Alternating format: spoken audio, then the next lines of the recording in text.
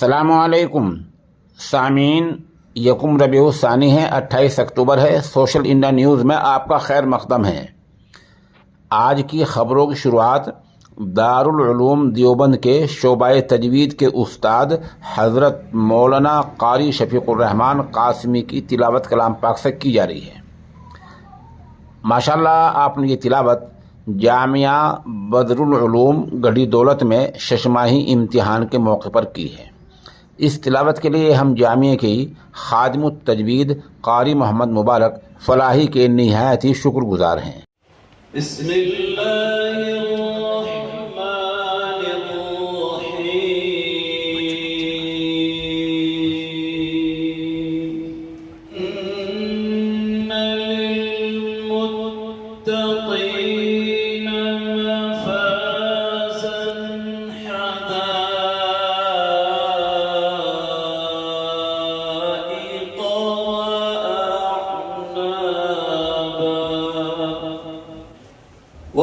وكواعب أترابا وكأسا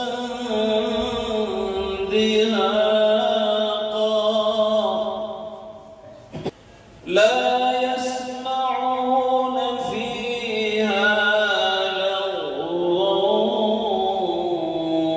ولا كذابا جزاء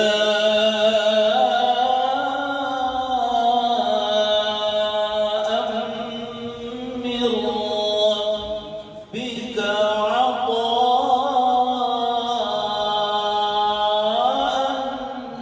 حسابا رب السماوات والأرض وما بينهما الرحمن لا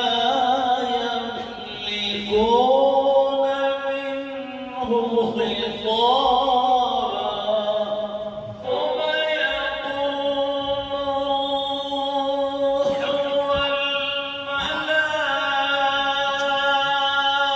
والملائكة صفا لا يتكلمون إلا من أذن لا يتكلمون إلا من أذن له الرحمن وقال صوابا ذلك اليوم الحق ذلك اليوم الحق فمن شاء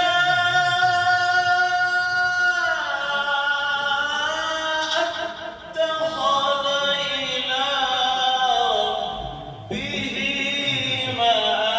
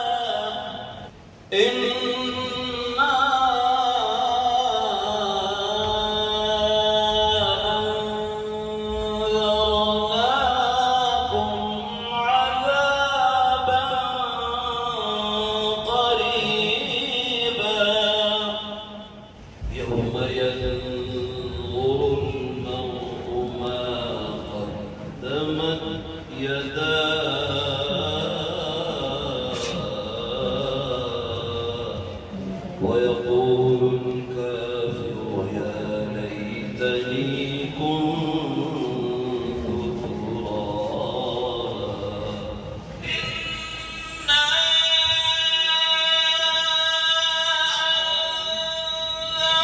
أنذرناكم عذابا قريبا يوم ينظر المرء